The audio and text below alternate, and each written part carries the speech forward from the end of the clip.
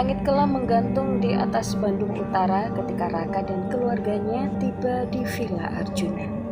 Villa peninggalan mendiang kakeknya itu terlihat megah namun suram. Dikelilingi kebun teh yang sepi, angin berdesir pelan, membawa hawa dingin yang menusuk. "Ini rumah kita, Nak," ujar Raka pada putri sematawayangnya Sari yang berusia 8 tahun.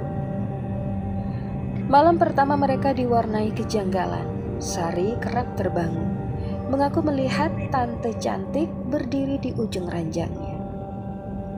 Bau anyir bunga melati dan tanah basah tercium kuat di koridor utama, terutama di dekat ruang bawah tanah yang terkunci rapat.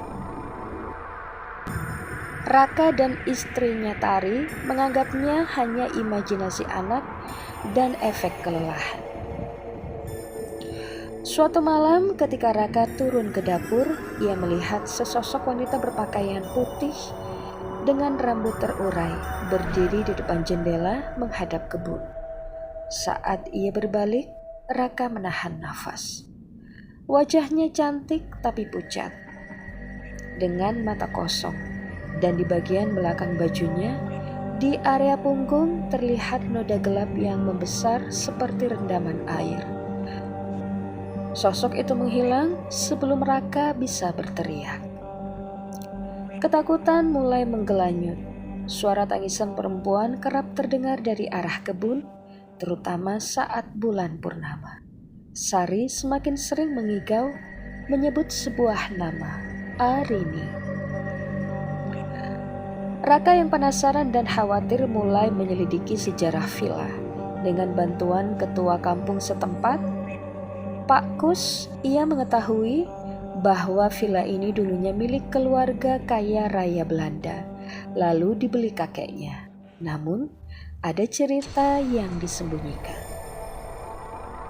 Pada suatu sore, Pak Kus berkata dengan mata menerawang, "Dulu, tahun 60-an, ada gadis desa yang bekerja di sini. Namanya Sri. Ia cantik dan baik hati. Tapi ia diperkosa oleh pemuda kota anak majikannya yang sedang berlibur, lalu hamil. Sri yang malu dan sakit hati kemudian ditemukan meninggal di sumur tua di kebun. Ia bunuh diri. Sejak itu penampakan wanita dengan lubang menganga di punggung atau sundel bolong kerap terlihat. Lubang itu simbol aib dan penderitaannya." Raka menjawab, "Tapi Pak, sundel bolong kan biasanya gentayangan, menakut-nakuti orang. Tapi kenapa ia mendatangi anak saya?" "Mungkin dia tidak berniat menakuti. Mungkin ada yang ia cari," jawab Pak Kus penuh teka-teki. Raka memberanikan diri membuka ruang bawah tanah. Di sana tersimpan peti kayu berdebu berisi surat dan buku harian berbahasa Sunda. Tari, istrinya yang fasih, menerjemahkannya. Surat-surat itu milik Sri, berisi curahan hati tentang cintanya pada seniman muda bernama Asep. Janji-janji manis yang berakhir pengkhianatan dan keputusasaannya. Namun ada satu surat yang membuat bulu kuduk mereka berdiri. Surat dari Sri untuk bayi dalam kandungannya, penuh kasih sayang dan penyesalan karena tak bisa membesarkannya. "Dia bukan ingin menakut-nakuti Raka," bisik Tari. Matanya berkaca-kaca. Dia merindukan anaknya, jiwa seorang ibu yang terpisah paksa dari suaminya. Kehadiran Sri semakin intens. Penampakannya tidak lagi di pinggiran, tapi mendekati Sari. Suatu malam, Sari berjalan dalam keadaan tidur menuju kebun. Diam-diam diikuti oleh Raka. Gadis kecil itu berhenti di depan sumur tua yang telah ditutup besi. Tante Sri bilang ia sedih sekali. Ia ingin mengucapkan selamat tinggal, gumam Sari dengan suara yang bukan miliknya. Raka, meski ketakutan, merasakan getaran kesedihan yang amat sangat di udara. Ia memberanikan diri berbisik, Sri, kami tahu sakit hatimu, tapi tolong jangan ganggu anakku. Angin mendadak berhembus kencang. Bayangan putih muncul di dekat sumur. Kali ini wajah Sri tidak lagi kosong, tapi dipenuhi kesedihan yang mendalam. Dari bibirnya yang biru terucaplah suara parau. Aku cuma ingin melihat anakku tumbuh. Tari yang menyusul menangis. Bayimu sudah tenang, Sri. Jiwa-jiwa yang seperti kamu tidak bisa melihatnya. Tapi kamu bisa melihat Sari. Apakah kamu mengira dia adalah bayimu?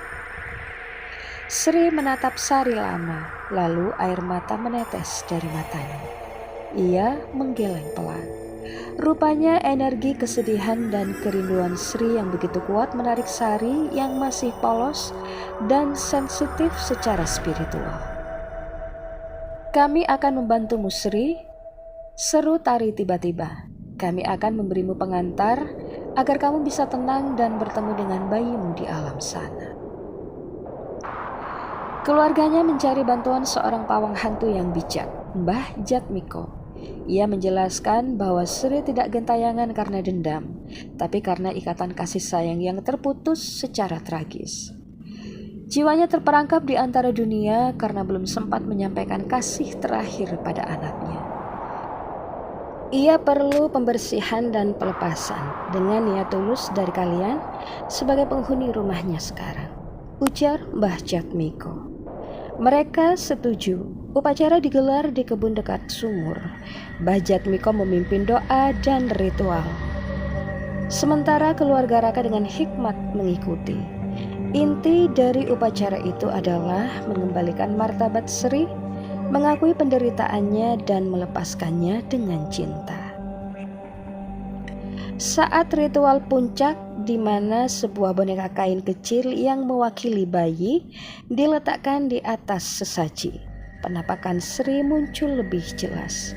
Lubang di punggungnya perlahan-lahan memudar.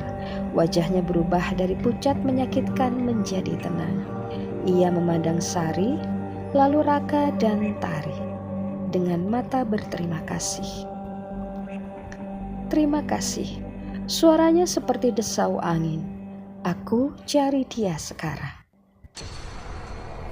Sinar bulan menerpa sosoknya yang semakin transparan, lalu menghilang bersama bau melati yang perlahan menghilang. Suasana kebun terasa lebih ringan dan hangat. Setelah upacara, villa terasa berbeda. Hawa dingin dan bau anyir hilang, namun keluarga Raka tidak serta-merta melupakan Sari.